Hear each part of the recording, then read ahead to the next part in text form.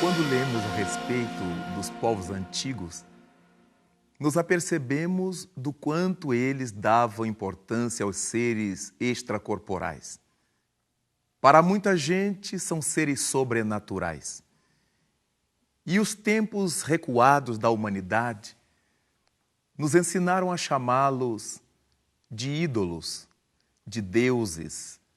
Todos os povos tinham seus deuses, os mais diversos deuses, os tipos mais variados de deuses.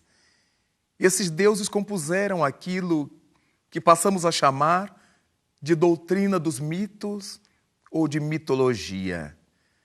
A mitologia que os povos adotavam estavam relativas aos seus hábitos de vida, às suas culturas, ao modus operandi de cada grupo social dos quais eles faziam parte. E dessa maneira, nós encontramos mitos ou deuses de variadas envergaduras, desde o deus Thor, másculo, forte, até os orixás femininos, as nanãs bruquês, as iemanjás do culto afro. E desse modo, quando pensamos nesses deuses que todas as coletividades humanas um dia cultivaram, ficamos pensando no que seria tudo isso. Alguns antropólogos falam que isso faz parte do produto da mente humana. Aqueles seres perseguidos pelo imaginário popular, aqueles seres que gostaríamos de ser como eles. É como se a mente criasse ídolos e passasse a imitar esses ídolos criados por suas próprias mentes. Mas ao lado disso tudo, existem coisas que muitas vezes os antropólogos não se deram conta.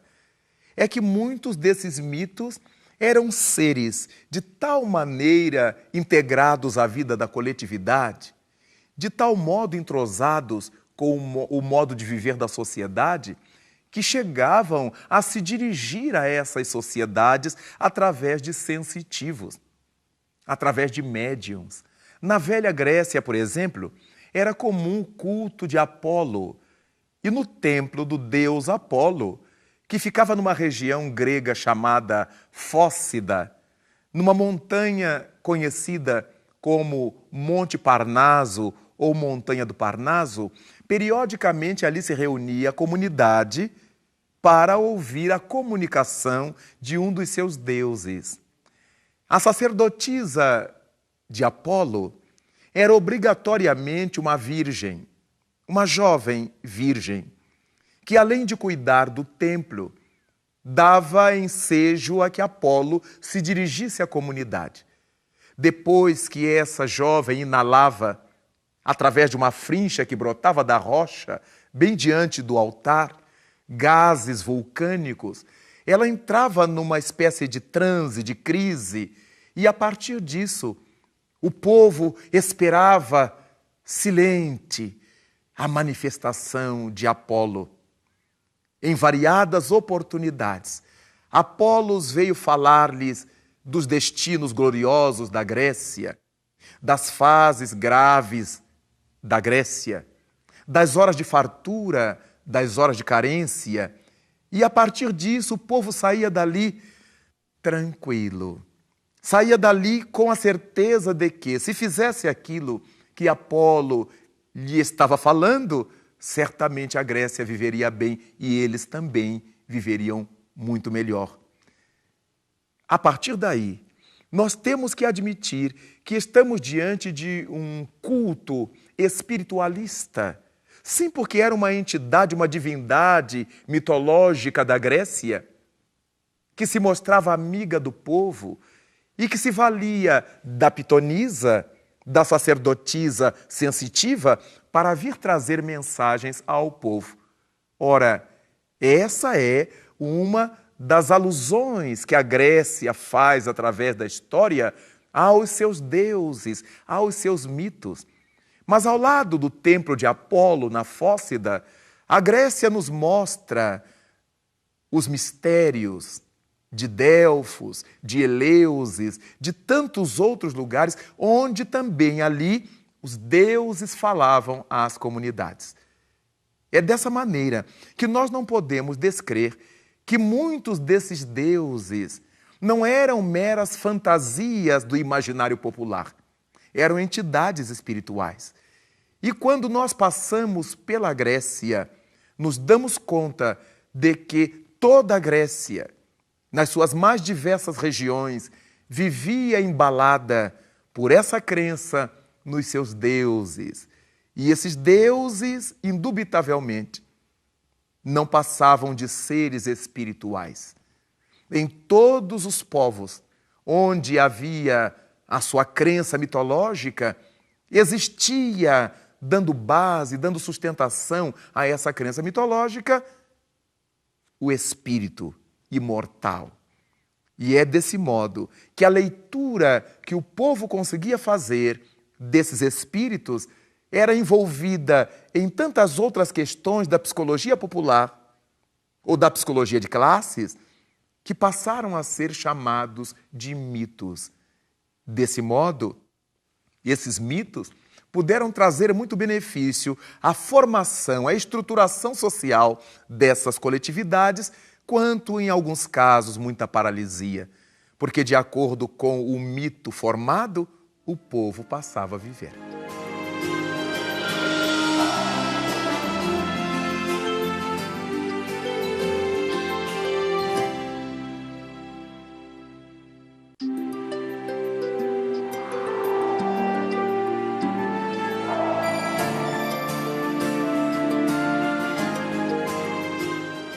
Essas crenças nos deuses não era panágio apenas da Grécia, porque se nós sairmos da Grécia para o contexto de outros povos, nós acharemos nas terras da Índia, por exemplo, a crença nos deuses, desde Shiva, de Vishnu, de Brahma, de Rama, de Kali, vários outros deuses tomavam conta do imaginário da Índia, e também através de criaturas sensitivas que na Índia eram chamadas de rishis, esses deuses se comunicavam, se dirigindo às criaturas, tanto quanto na Grécia, dando conselhos, fazendo observações, chamando atenção.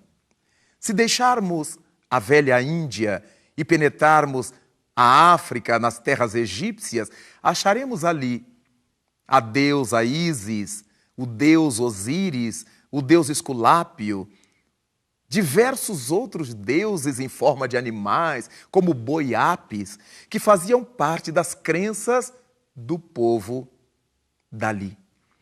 E quando saímos do Egito, que tinha uma característica toda particular de crença, adentramos para outras regiões da África Negra, vamos achar os orixás, os oguns, os exus, as nanãs, os abaluaês. Então nós verificamos que esses seres, esses deuses ligados à crença africana, eram todos vinculados à natureza, todos ligados à natureza. Daí, se sairmos dando um salto grande por sobre tantos povos e chegarmos até ao povo hebreu, vamos encontrar o povo hebreu politeísta. Antes do profeta Elias e até o seu período, o povo judeu era um povo politeísta. O profeta Elias fez um desafio a um dos sacerdotes do deus Baal e acabou por vencer o desafio, demonstrando, conforme nos narram os textos bíblicos, que era Jeová o Senhor verdadeiro dos judeus. Todos esses seres mitológicos não deixam de ser seres espirituais. Neste momento, quando nós vemos tanta gente se engalfinhando por causa das crenças religiosas, disputas para saber-se qual é a crença mais valiosa, mais poderosa, mais verdadeira, nós aprendemos que a religião mais verdadeira é aquela que maior número de homens de bem fizer, aquela que conseguir trabalhar mais profundamente o cerne das almas, porque todos nós, os que cremos em alguma forma de religião, acabamos sendo espiritualistas. E se somos espiritualistas, acreditamos nos espíritos. Os nossos irmãos católicos romanos, todos eles, acreditam nos espíritos, embora não o declarem e muitos nem se deem conta disto. Por que eles acreditam nos espíritos? Os santos. O que são os santos? Criaturas que viveram na terra e que depois de falecidas realizaram esse ou aquele milagre ou esse ou aquele fenômeno, e a autoridade máxima dos católicos, através de um processo demorado, deu-lhes a dignidade dos altares, chamando-os de santos. Mas o que são os santos senão seres humanos falecidos? Logo, se alguém crê no santo A, no santo B ou C, está crendo no Espírito, que habitou aquele corpo um dia, conhecido pela humanidade, conhecido pelas várias sociedades e canonizado depois. Aqueles que são evangélicos ou protestantes, que não acreditam em almas do outro mundo, mas acreditam em espíritos, ainda que seja no Espírito Santo, ainda que seja no espírito satânico, demoníaco, ainda que seja em Jesus Cristo, que é o maior espírito que Deus mandou à terra para servir-nos como modelo e como guia. Desse modo, nossa relação com os espíritos é muito mais profunda, é muito mais íntima do que podemos imaginar. São os espíritos que ordinariamente nos dirigem. Comumente são eles que nos conduzem, através dessa crença que alimentamos na capacidade que eles tenham de nos ajudar ou de nos atrapalhar.